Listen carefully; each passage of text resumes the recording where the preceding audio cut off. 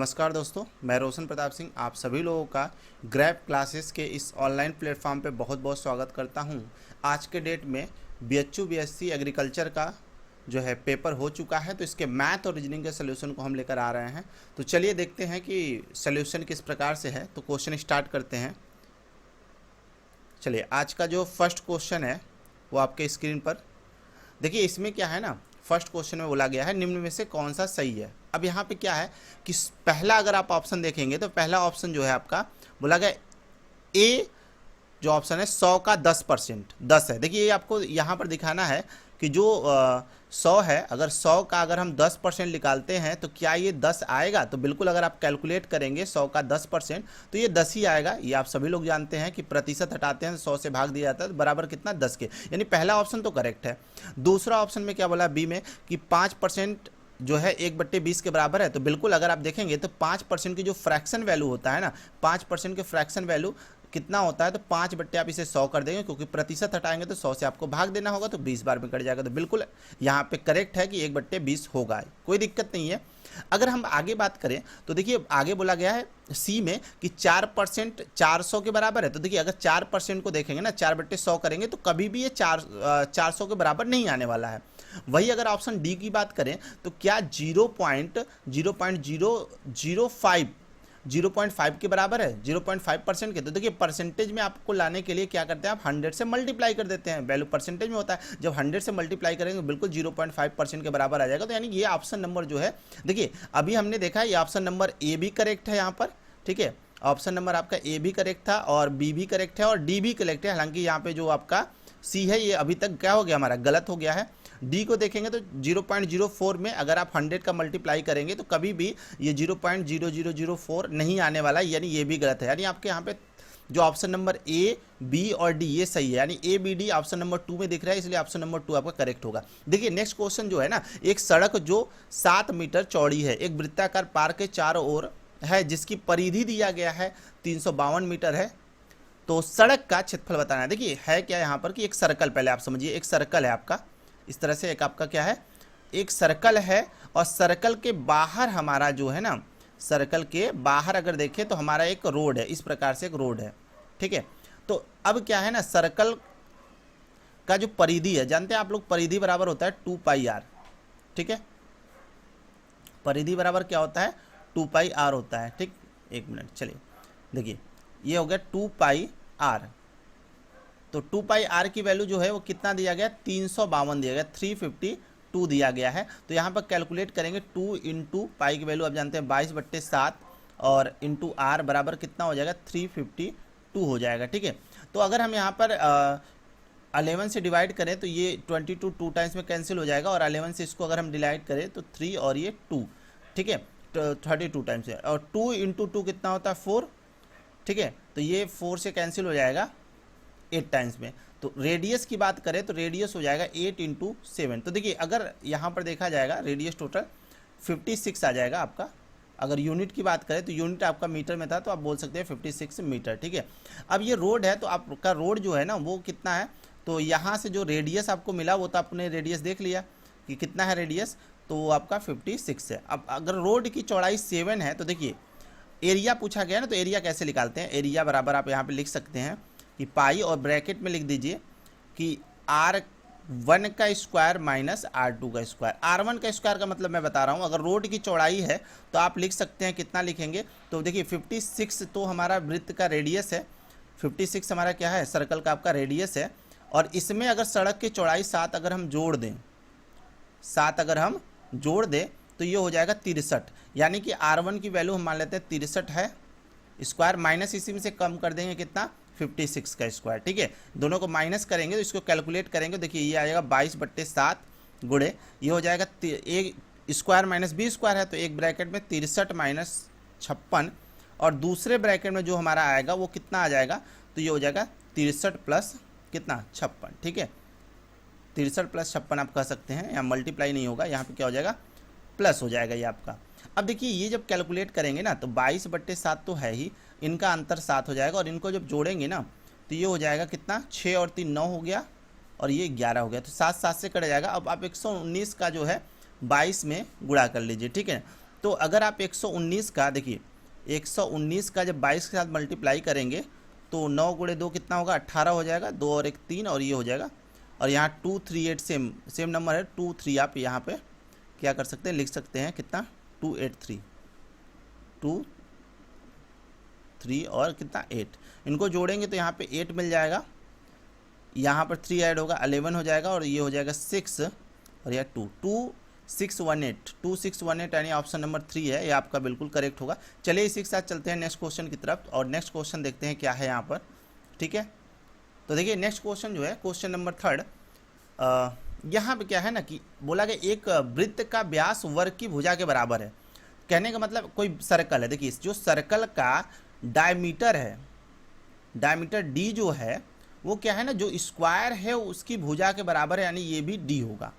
तो बोला गया है कि वर्ग का क्षेत्रफल क्या होगा यदि वृत्त का क्षेत्रफल जो है पाई आर स्क्वायर है। तो देखिए पहले वृत्त का क्षेत्रफल आप जानते हैं क्या होता है, पाई आर स्क्वायर बराबर कितना 64 पाई है। ठीक है ना, अगर हम बात करें पाई पाई से कैंसिल हो जाएगा, आर बराबर कितना होगा, 8 का स्क्वायर होता है, रेडियस 8। तो अच्छा ये बताइए डायमीटर जो होता है, डायमीटर इक्वल टू क्या होता है, 2r होता है। ठीक है, तो अगर हम बात करें तो ये जो डायमीटर की वैल्यू आएगा वो कितना हो जाएगा, तो अगर देखेंगे 2 मल्टीप्लाई आर की वैल्यू अगर 8 रखा जाए तो ये हो जाएगा 16, यानी इसकी जो लेंथ है किसकी, स्क्वायर की जो भुजा है वो 16 का हो जाएगा। तो क्षेत्रफल आप जानते हैं ना क्या होता है, भुजा का स्क्वायर 16 का स्क्वायर, 16 का स्क्वायर करेंगे बिल्कुल 256, यानी कि ऑप्शन नंबर 4 ये करेक्ट होने वाला है क्वेश्चन नंबर 3 का। ठीक है ना, देखिए अब यहाँ पर जो क्वेश्चन नंबर 4 है उसमें क्या है, 3 खिलाड़ी हैं एक वृत्ताकार मैदान में एक ही बिंदु और एक ही दिशा में दौड़ना शुरू करते हैं। ठीक है, वे एक साथ चक्कर क्रमशः 36 सेकेंड, 40 सेकेंड और कितना 48 सेकेंड में पूरा करते हैं। तो जब एक ही चक्कर लगाएंगे एक ही वृत्त में एक ही दिशा में, तो इन सभी का क्या करना है, देखिए सिंपल सी बात है, इन सभी का आप एलसीएम निकाल लीजिए 36, 40, 48 का। जब ये आप एलसीएम निकालेंगे तो इनका एलसीएम जो कैलकुलेट करने पर 720 आ जाएगा और ये वैल्यू आएगा सेकेंड में, तो यानी 720 सेकेंड में एक दूसरे से फिर मिलेंगे आरंभिक बिंदु पर। लेकिन यहाँ पर देखा जाए ऑप्शन मिनट में है, तो सेकेंड को आप मिनट में बनाने के लिए क्या करते हैं, 7 से डिवाइड कर देते हैं। तो जब 7 से डिवाइड करेंगे तो 60 से, तो ये 12 मिनट आएगा। बट 12 मिनट जो है ऑप्शन में है नहीं, तो आप कहेंगे कि आंसर क्या होगा। तो आपको पता है पहले राउंड में 12 मिनट में मिलेंगे, लेकिन अगले राउंड में भी दौड़ेंगे तो अगले राउंड में मतलब राउंड का 2 गुना दूसरे राउंड में, यानी कि ये 24, यानी 2 गुना कर देंगे 24 मिनट में फिर ये दोबारा मिलेंगे। तो ऑप्शन नंबर यहाँ पे जो है ऑप्शन नंबर फर्स्ट जो है ये आपका बिल्कुल करेक्ट होने वाला है, कोई दिक्कत नहीं है, बिल्कुल इजी तरीके से आप क्वेश्चन यहाँ पे सॉल्व कर सकते हैं। इसके बाद चलते हैं हम लोग क्वेश्चन नंबर 5 की तरफ। अब देखते हैं क्वेश्चन नंबर 5 क्या है। देखिए अब यहाँ पे कैलेंडर से क्वेश्चन पूछा गया है। क्वेश्चन ये है कि 100 सालों में लीप ईयर्स कितने होते हैं। अगर आप ध्यान देंगे ना, मैक्सिमम लोग जो है कैलेंडर के बारे में अगर नॉलेज ज़्यादा नहीं रखते होंगे तो 25 करके आए होंगे। देखिए एक्चुअली जो माइंड में आता है कि कोई भी लीप ईयर अगर आपको कैलकुलेट करना है तो आप क्या करते हैं, तो आप क्या करते हैं उसमें 4 से भाग देते हैं। अगर 100 में अगर आप ध्यान देंगे, अगर 100 में जब आप 4 से भाग देंगे तो ये 25 तो मिलता है, लेकिन 25 नहीं होता है, इसमें एक घटा देते हैं 24 होता है। बोलेंगे ऐसा क्यों, क्योंकि देखिए जो 100वां साल होता है ना वो जो है शताब्दिक वर्ष होता है, उसे काउंट नहीं करते हैं, इसलिए 100वां साल का जो लीप वर्ष है उसे छोड़ देंगे, वो शताब्दिक लीप वर्ष में काउंट होता है। ठीक है, तो यहाँ पे 24 आपका करेक्ट होगा। अब जैसे क्वेश्चन नंबर 6 की तरफ चलते हैं, काफी यहाँ पे अच्छा क्वेश्चन दिया गया। 1 घंटे में सुई द्वारा जो है, घंटे की सुई द्वारा 2.5 घंटे में पता लगाया कोण कितना है। देखिए अगर हम बात करें ना तो 1 घंटे में कोई जो घंटे की सुई होती है ना, 1 घंटे में 30 डिग्री का कोण बनाता है, तो 2.5 घंटे में आप खुद ही कैलकुलेट कर सकते हैं कितना हो जाएगा 75 डिग्री का, क्योंकि 2 घंटे में 60 और आधे घंटे का 15 जोड़ देंगे 75 डिग्री। यानी पहला स्टेटमेंट जो यहाँ पे बोला गया है ये बिल्कुल करेक्ट है, कोई दिक्कत नहीं है इसमें। लेकिन दूसरा जो मिनट की सुई होता है ना, वो एक जो सेकेंड की सुई है, ठीक है, तो अगर हम बात करें कोई सुई अगर 5 सेकेंड घूमता है, देखिए पहली बात है अगर आपके पास 1 घंटे में आप कह सकते हैं 1 घंटे में 30 डिग्री है, तो देखिए यहाँ पर अगर आपको और भी ज़्यादा कैलकुलेट करना है तो आप ऐसे ही बोल सकते हैं, जैसे आप एक यहाँ पे घड़ी बना लेंगे, तो ये आपके घंटे की सुई है मान लीजिए 12 पर, और ये आपका या मिनट की सुई मान लीजिए 12 पर है, और ये आपका 1 है, यहाँ 2 है और यहाँ पर 3 है। तो 2 खानों के बीच जो कोण होता है ना वो होता है 30 डिग्री का, और इनमें जो लाइनिंग होती है वो टोटल अगर आप देखेंगे तो खाने होते हैं हमारे 5, यानी 5 खाने का मतलब 30 डिग्री, तो 1 खाने का मतलब कितना, तो आप बोलेंगे बिल्कुल कितना होगा, जाहिर सी बात है 6 डिग्री होगा। 1 खाने का मतलब समझते हैं 1 मिनट, 1 मिनट जब आपका 6 डिग्री के बराबर है तो बोला क्या आ गया 20 सेकेंड। अच्छा, मिनट को सेकेंड में चेंज करेंगे तो क्या करना होगा, जाहिर सी बात है 60 से गुणा कर देंगे। 60 सेकेंड बराबर कितना, 6 डिग्री। तो अब यहाँ से आप देख सकते हैं 10 सेकेंड, 6 से दोनों तरफ भाग दीजिए, 10 सेकेंड बराबर कितना, 1 डिग्री के। तो 20 सेकेंड बराबर कितना, बिल्कुल 2 डिग्री। यानी ये भी स्टेटमेंट बिल्कुल सही है। देखिए अब ये भी स्टेटमेंट बिल्कुल सही है। तो अब हम क्या करेंगे, पढ़ेंगे। कथन 1 और कथन 2 दोनों सत्य है, बिल्कुल सही बात है, दोनों कथन सत्य है, कोई दिक्कत नहीं। ऑप्शन नहीं आप टिक कर सकते हैं, आगे पढ़ने की जरूरत नहीं है, पढ़ लेते हैं। अच्छा देखिए क्या है, कथन पहला और कथन दूसरा दोनों असत्य है, ये तो बात नहीं है, दोनों सत्य है। कथन 1 सत्य है लेकिन कथन 2 असत्य है, नहीं, हमारा तो दोनों कथन सही है ना। कथन 1 असत्य है लेकिन कथन 2 सत्य है, बिल्कुल गलत बात है। यानी ऑप्शन नंबर 1 करेक्ट है। आप समझ सकते हैं किस तरह से आप आंसर करेंगे यहाँ पे, ठीक है ना। एनटीए ने घुमाया है बट आप एनटीए को घुमा दीजिए, बात समझ रहे हैं।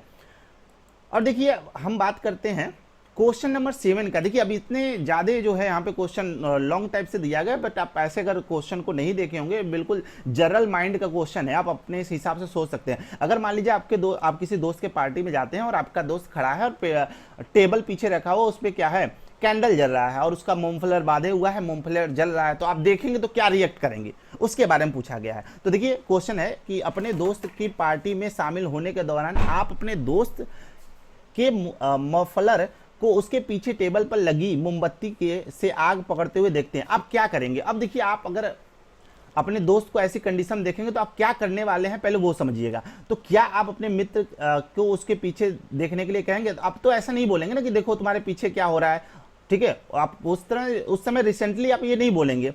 दोस्त की माँ को बुलाने के लिए जल्दी करेंगे, तो दोस्त की माँ कहाँ है कैसे वो तो आप नहीं जानते ना। आप उसकी माँ को बुलाने जाएंगे तो समय ज़्यादा लग जाएगा। जल्दी से मूंगफलर को उसके गले से निकालकर और उस पर पानी फेंक देंगे, बिल्कुल सही तरीका है। अगर आपके दोस्त का मूंगफलर जल रहा है तो क्या करेंगे, जल्दी से मूंगफलर को निकालेंगे और उस मूंगफलर पे पानी फेंक देंगे।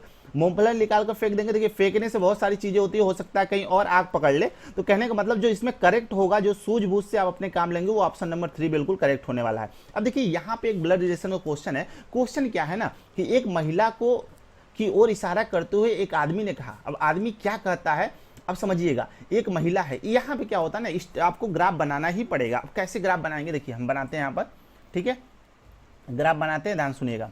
देखिए है क्या यहाँ पर कि अगर मान लीजिए आदमी ने कहा महिला से, महिला के बारे में बता रहा है ना, महिला, देखिए महिला हम बना देते हैं, महिला यहाँ पे, उसके इकलौते भाई, इस महिला का कोई भाई होगा, वो भी अकेला भाई होगा, ठीक है, अकेला भाई होगा। भाई के इकलौता बेटा, अच्छा इस भाई का इकलौता बेटा भी है, चलिए ऐसे बना दीजिए, बेटा। मेरी पत्नी, किसकी पत्नी, वो आदमी जो है ना, उस आदमी की पत्नी का भाई है। देखिए ये जो आदमी बोल रहा है, आदमी जो बोल रहा है आपका, उसकी पत्नी, यानी इसकी जो पत्नी है, पत्नी का ये भाई है, जो इस भाई का बेटा जो है ना, इस आदमी की पत्नी का बेटा है। तो बताना इस आदमी का इस औरत से, महिला से क्या संबंध है, तो आप ऐसे रिलेट करिए। अगर इस बेटा का ये पिता हुए तो इस पत्नी का, इसके पत्नी का जो ये यहाँ पर है स्थान, ये किसका होगा, पिता का होगा। ये अगर बेटा बोल रहा है तो ये पत्नी जो है इस आदमी की, इसको क्या बोलेगी, पिता बोलेगी, यानी ये इसके ससुर हो गए। अब ससुर की ये बहन है ना, ससुर की बहन है, तो ससुर की बहन, देखिए ऑप्शन नंबर 4 है ना, बिल्कुल करेक्ट है। बताइए, बिल्कुल इजी क्वेश्चन था। चलिए अब चलते हैं नेक्स्ट क्वेश्चन की तरफ, क्वेश्चन नंबर 9। ओके, अब यहाँ पे क्या है ना, अब थोड़ा सा यहाँ पे लॉजिक आपको लगाना होगा। श्रीनिवास एक गणितज्ञ है और इसलिए वह संगीतकार नहीं हो सकते। देखिए जो स्टेटमेंट बोला गया वो स्टेटमेंट आपको सही समझ कर, सही मानकर ही उसका आंसर करना होगा, ठीक है ना। मतलब श्रीनिवास जी जो हैं हमारे गणितज्ञ हैं, इसलिए वो संगीतकार नहीं हो सके। अब इस पर जो है कि हमें क्या करना है, आंसर देना है। उपरोक्त कथन के आलोक में नीचे दिए गए विकल्पों में से सर्वाधिक उपयुक्त जो उत्तर है उसका चयन करना है। जो संगीतकार की सराहना नहीं कर सकते हैं वे गणितज्ञ बन जाते हैं। देखिए ये तो बिल्कुल गलत बात है। ये कहने का मतलब है कि अगर संगीत नहीं करते या संगीतकार नहीं है तो क्या है, वो संगीत की सराहना नहीं करेंगे। बोला गया है जो संगीत की सराहना नहीं कर सकते वो गणितज्ञ बन जाते हैं, ऐसा बात नहीं है। संगीतकार नहीं है लेकिन हो सकता है वो संगीत की सराहना करे, तो ये गलत बात है, ये आप काट देंगे, ठीक है। अब देखिए अधिकांश गणितज्ञ अच्छे संगीतकार नहीं है। देखिए ये भी बात नहीं है, जबकि बोला गया गणितज्ञ संगीतकार नहीं होते हैं। जो श्रीनिवास जी है वो गणितज्ञ है और संगीतकार नहीं हो सकते, तो ये बिल्कुल गलत बात है यहाँ पे जो बोला गया है। कोई संगीतकार गणितज्ञ नहीं हो सकता। यहाँ पे ये बोला गया है श्रीनिवास जी जो है वो गणितज्ञ हैं, इसलिए वह संगीतकार नहीं हो सकते, बट ऐसा नहीं है ना कि जो संगीतकार है वो गणितज्ञ नहीं है। तो कहने का मतलब है अपोजिट सेंटेंस है, बट इस बात को समझना होगा, ये भी यहाँ पे गलत ही है। ठीक है, अब एनटीए के अकॉर्डिंग क्या आंसर आता है उसको फिर देखते हैं। संगीतकार और गणितज्ञ एक साथ नहीं चल सकते, ये आप बिल्कुल कह सकते हैं कि इस अकॉर्डिंग, इस स्टेटमेंट के अकॉर्डिंग जो है ये ऑप्शन नंबर 4 आपका करेक्ट हो सकता है यहाँ पे। ठीक है, निम्न में से कौन सा एक भावना में हमेशा होता है? क्वेश्चन नंबर 10 है भावना। जैसे आप कहते हैं ना कि जो आपकी फीलिंग होती है उसमें क्या आता है, तो आप कह सकते हैं इनर विजन जो होता है। फीलिंग में क्या करते हैं आप? अंतर्दृष्टि तो करते हैं, इनर विजन होता है तभी तो फीलिंग होती है, यानी ऑप्शन नंबर 2 जो है इस क्वेश्चन का बिल्कुल करेक्ट होने वाला है। चलिए नेक्स्ट क्वेश्चन पे चलते हैं।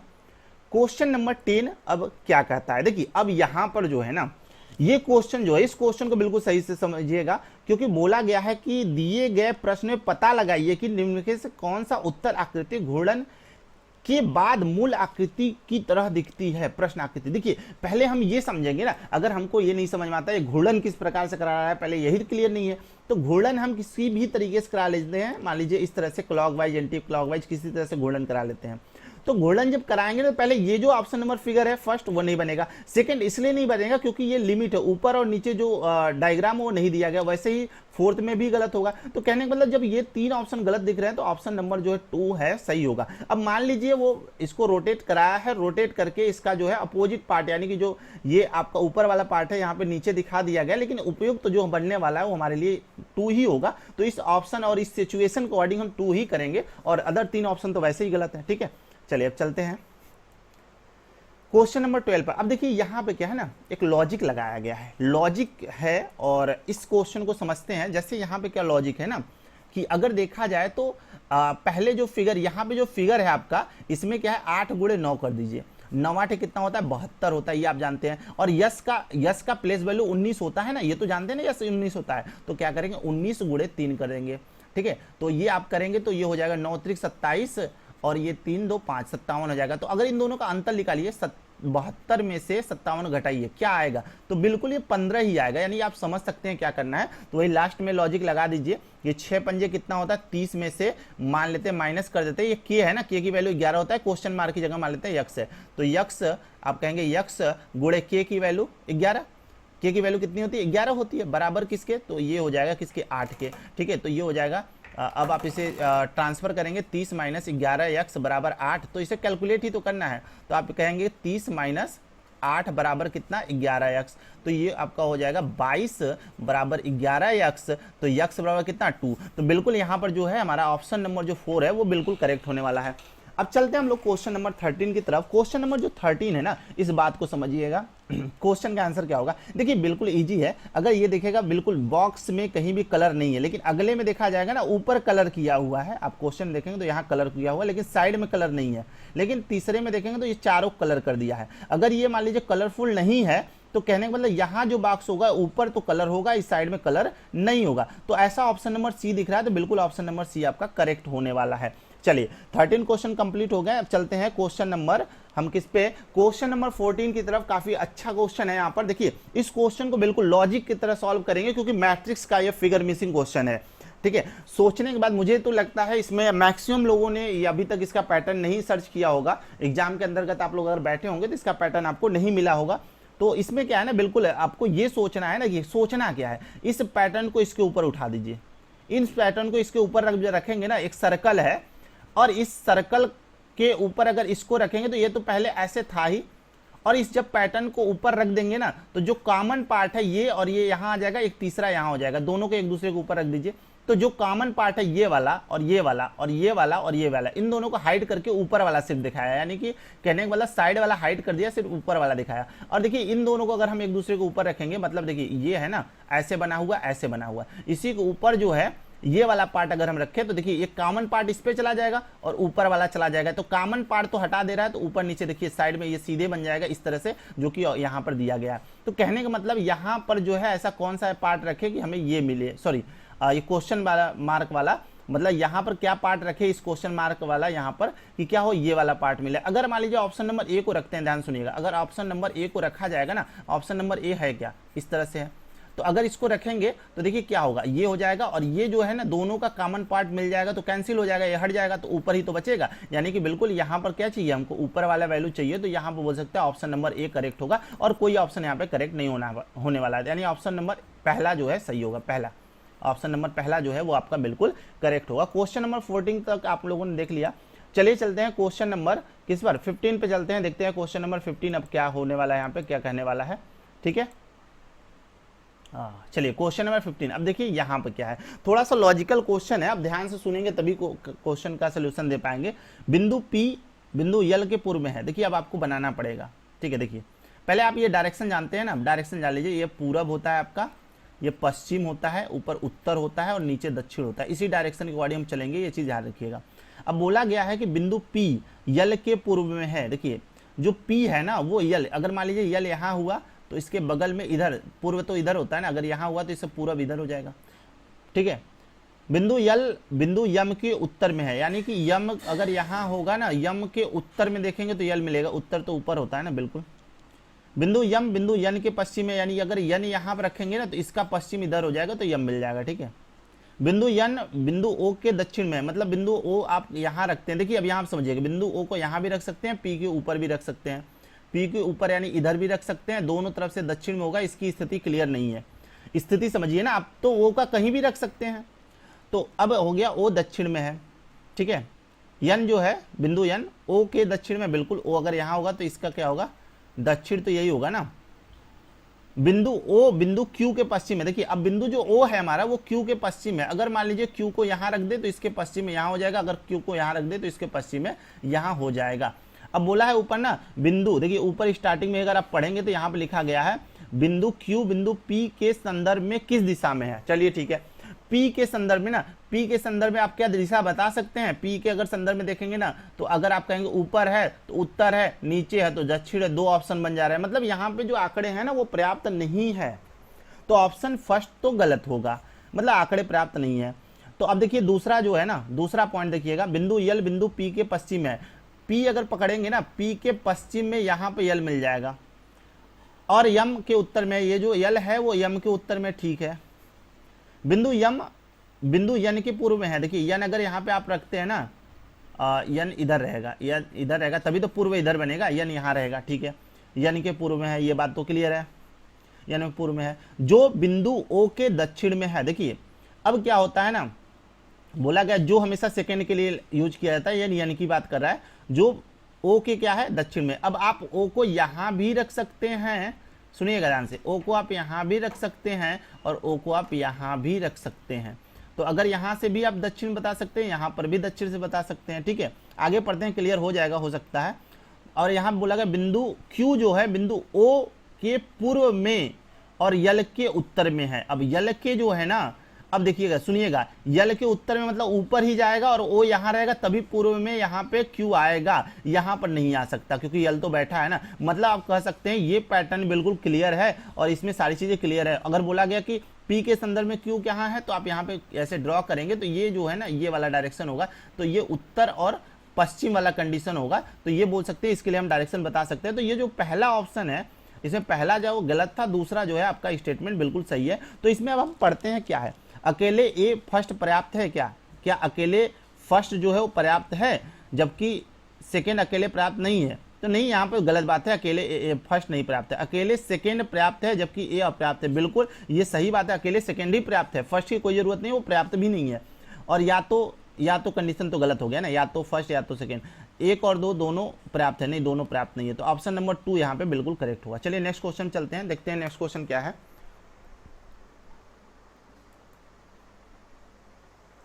अब देखिए यहाँ पर ना थोड़ा सा कुछ क्वेश्चन आप लोग क्या करेंगे ना, ऑप्शन से भी लगाना सीखेंगे। यदि दो पाइप एक साथ काम करते हैं तो जलाशय 12 घंटे में भर जाता है। अगर मान लीजिए ए प्लस बी, दो पाइप है ए और बी, तो ये 12 घंटे में किसी जलाशय को जो है भर सकते हैं। ठीक है, दूसरा पाइप जलाशय को पहले की तुलना में 10 घंटे अधिक में भरता है। मतलब कहने का मतलब ना ए और बी अगर है ना तो ए से जो है ना 10 घंटे का समय बी जो है अधिक लेता है, बी जो है ना 10 घंटे का समय अधिक लेता है।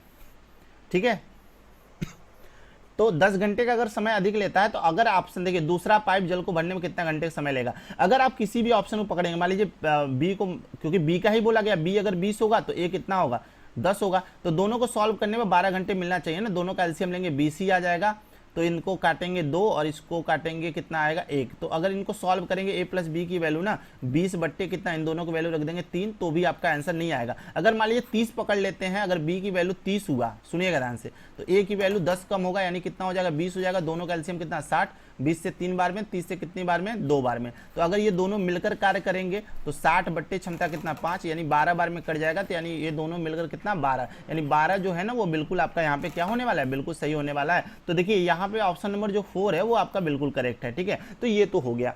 अब नेक्स्ट क्वेश्चन की बात करते हैं, क्वेश्चन नंबर 17। देखिए क्या है ना, एक निश्चित राशि पर एक निश्चित दर पर 2 वर्षों के लिए चक्रवृद्धि ब्याज जो है, देखिए 2 वर्षों का चक्रवृद्धि ब्याज दे रखा है, मैं इसको बिल्कुल इजी तरीके से आपको समझा दूंगा, और उस धनराशि का 3 वर्षों का साधारण ब्याज। देखिए अगर 3 वर्ष का जो एसआई है ना, एसआई अगर 3000 रुपए है तो 1 वर्ष का एसआई कितना होगा।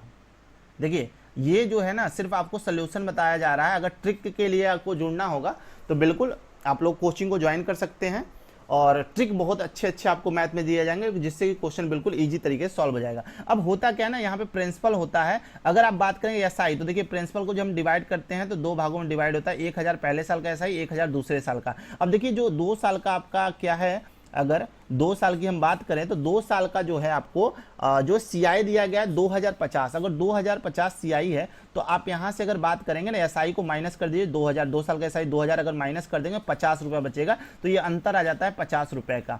तो ये 100 से अगर देखा जाए 50 रुपये, 1000 से 50 रुपये हो गए ना, कितना गुना हुआ, यानी 1000 में ऐसा क्या गुणा किया आपने कि आपको कितना मिल गया 50 रुपये मिल गया। तो आप इसे जब डिवाइड करते हैं ना, ठीक है, तो ये 20 बार में कट जाता है, यानी 1/20, यानी अगर आप देखेंगे यहाँ पर 1/20 से गुणा कर देंगे तो 50 मिल जाएगा। तो वही रिवर्स काम करिए ना, तो ये जब 1/20 है तो 50 से अगर 1000 पे जाना होगा तो इसी 20 से गुणा करा दीजिए, फिर अगर यहाँ से मूलधन चाहिए प्रिंसिपल थे तो इसी 20 से गुणा करा दीजिए, यानी 1000 तो है ही, इसमें 20 से और गुणा करा दीजिए, कितना हो जाएगा 20000 जो है आपका बिल्कुल करेक्ट आंसर हो जाएगा। कहीं दिया होगा ऑप्शन नंबर फर्स्ट आपका बिल्कुल करेक्ट है, ठीक है ना। ये सब लॉजिक है जिससे क्वेश्चन को आप सेकंडों में बना सकते हैं।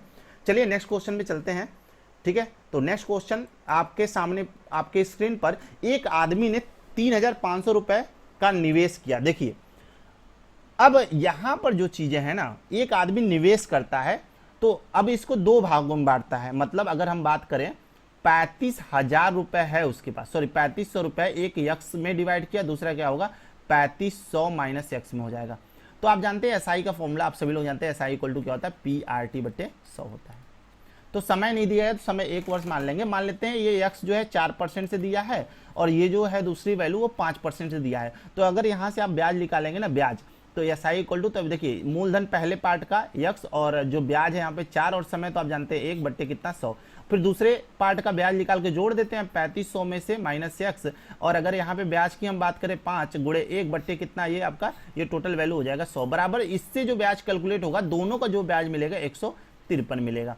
अब कैलकुलेशन करना है, ये हो जाएगा 4x/100 प्लस कितना हो जाएगा, देखिए 3500 में से x से 5 को मल्टीप्लाई करेंगे अगर आप, ठीक है, तो ये 0 0 और 5 का मल्टीप्लाई करिएगा 35 में, तो ये हो जाएगा 5 गुणे 5 25, 50 25, 5 15 2 17, 17,500 ये आ जाएगा, माइनस 5x कितना 100 बराबर कितना 153 आ जाएगा। अगर आप इसे कैलकुलेट करेंगे ना, अब देखिए हर समान है तो जुड़ जाएगा, बटे 100 लिख दीजिए आप, ठीक है। अब ये कितना हो जाएगा, देखिए 17500 माइनस एक्स हो जाएगा ना, 4x minus 5x minus x बचेगा 153 हो गया।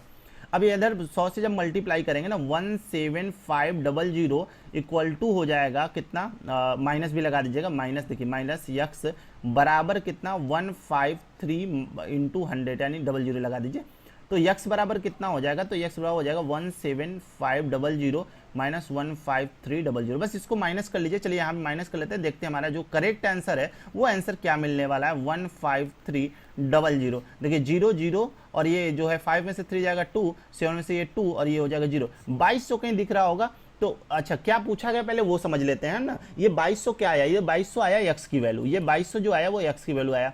तो 5% की दर से कितनी निवेश किया गया, 5% की दर से ना, तो 5% की दर से हम जो करते हैं ना वो 3500, देखिए 3500 में से माइनस एक्स निवेश करते हैं, मतलब माइनस 2200 रुपये निवेश करते हैं। तो इसको घटाएंगे तो बिल्कुल 1300 जो है ना, कहीं देखिएगा ये ऑप्शन टिक करेंगे, 2200 ऑप्शन नहीं टिक करेंगे। 5% से पूछा गया, 5% से जो है 3500 माइनस एक्स हमने निवेश किया था, तो ऑप्शन नंबर 2 इस क्वेश्चन के लिए सही होगा। तो इस बात का भी आप ख्याल रखेंगे, ठीक है ना।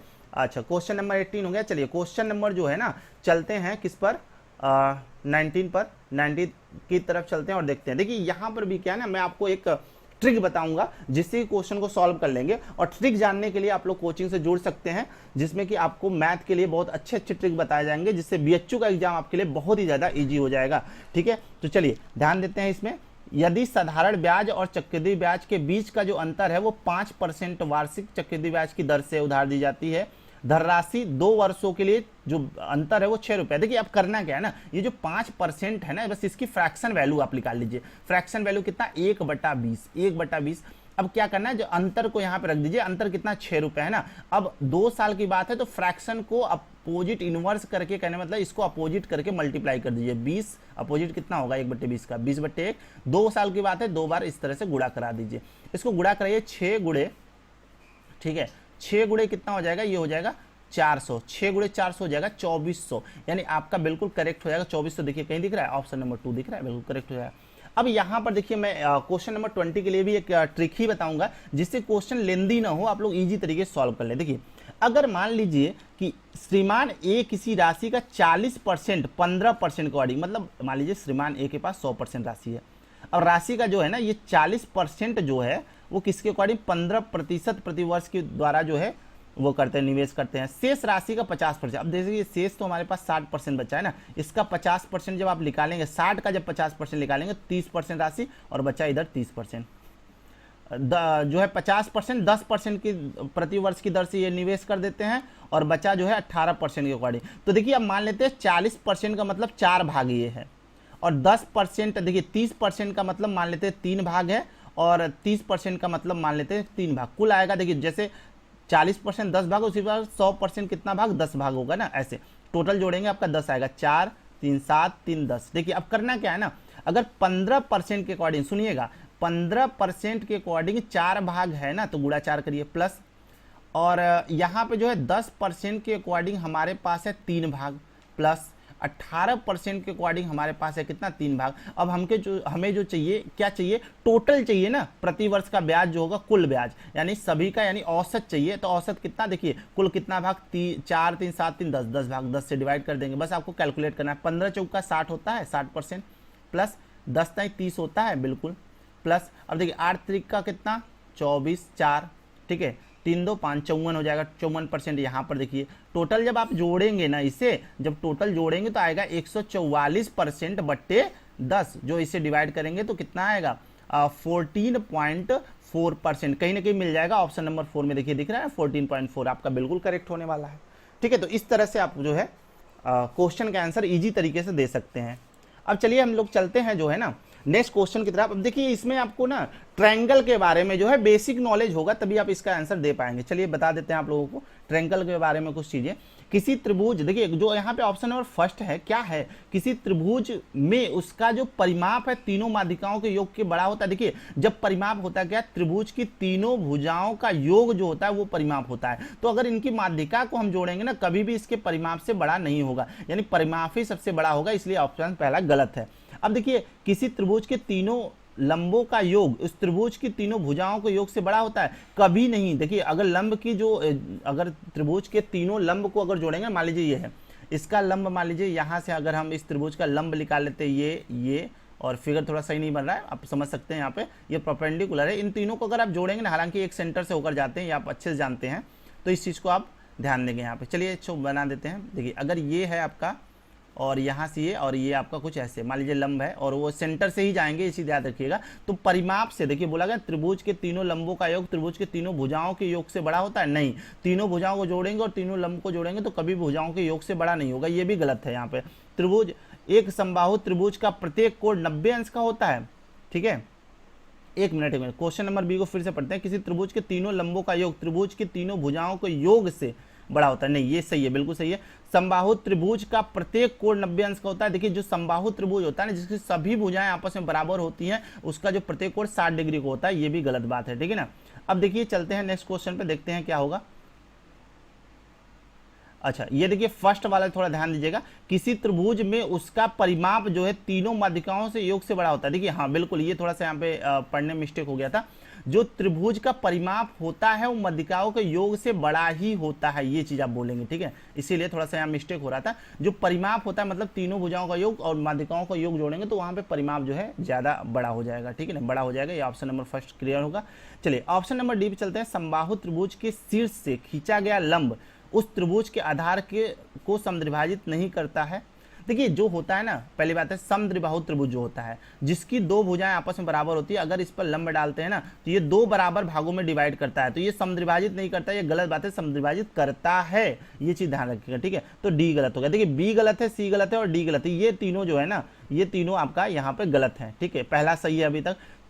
किसी त्रिभुज में दो भुजाओं का अंतर उस त्रिभुज की तीसरी भुजा से छोटा होता है, बिल्कुल सही बात है। त्रिभुज की दो भुजाओं का अंतर निकालेंगे तीसरी भुजा से छोटा ही आएगा, यानी ऑप्शन नंबर ए सही है यहाँ पर, यानी पहला स्टेटमेंट सही है, ठीक है ना। और कौन सही है, ये आपका ई यानी लास्ट स्टेटमेंट, यानी ए और ई यानी ऑप्शन नंबर 4 यहाँ पे सही है। थोड़ा सा यहाँ पे लॉजिक है, लॉजिक समझेंगे तभी आप क्वेश्चन का आंसर दे पाएंगे। चलिए नेक्स्ट क्वेश्चन पे चलते हैं, और नेक्स्ट क्वेश्चन नंबर 22 है।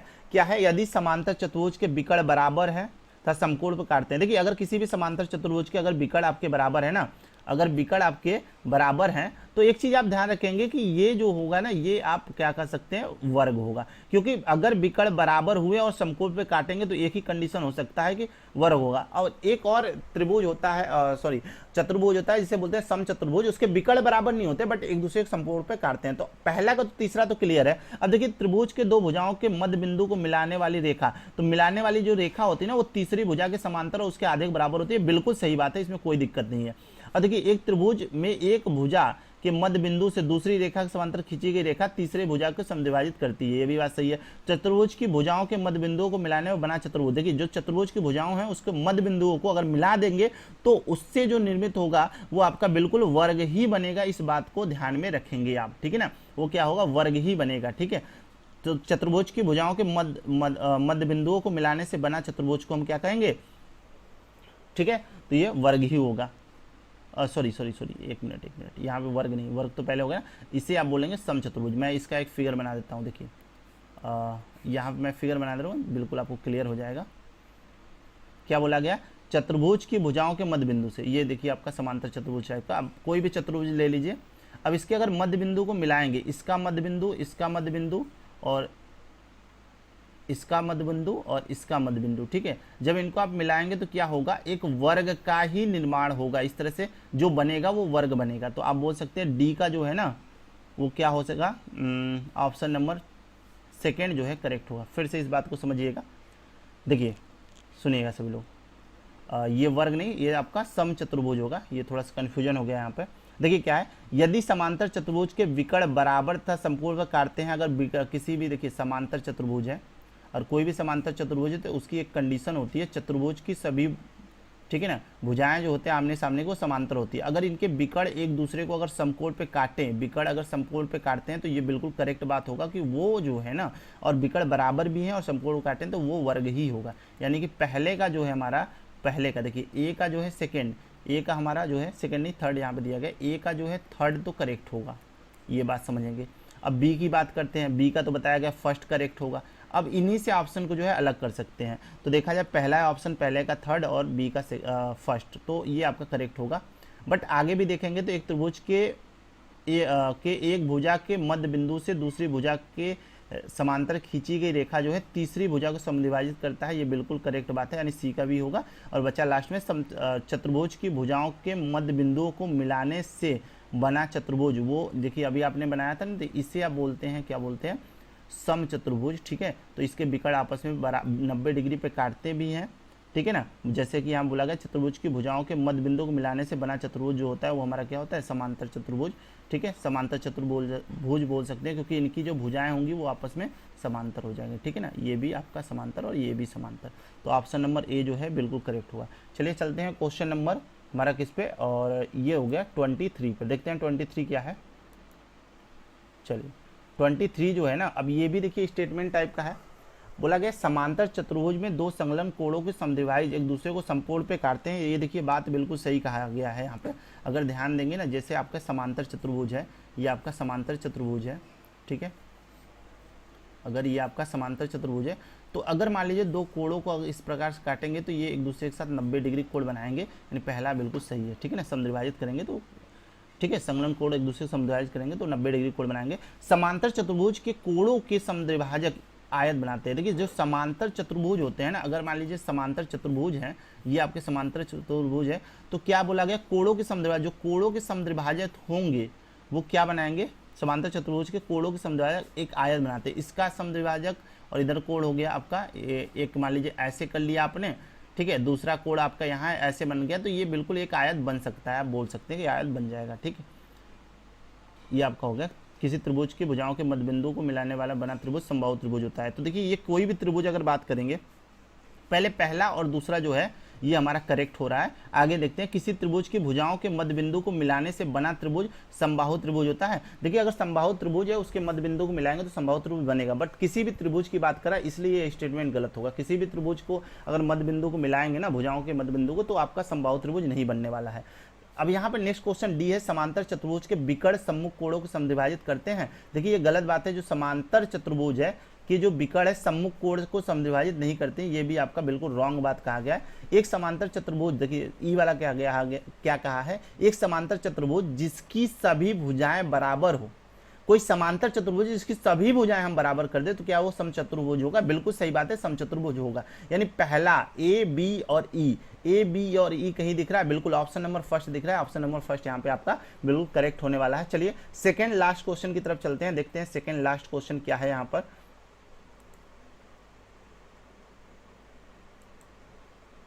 देखिए अब यहाँ पर क्या है ना, थोड़ा सा ध्यान देना होगा, 5 आदमी और 4 लड़के। देखिए यहाँ पर क्या है ना, मान लेते हैं आदमी x है तो ये आप कहेंगे 5x प्लस 4 लड़के हैं 4y मान लेते हैं, लड़कों को y मान लेते हैं, जो है कि एक काम को 20 दिनों में करते हैं, मान लीजिए ये करते हैं 1/20 में, ऐसा मान लीजिए, ठीक है।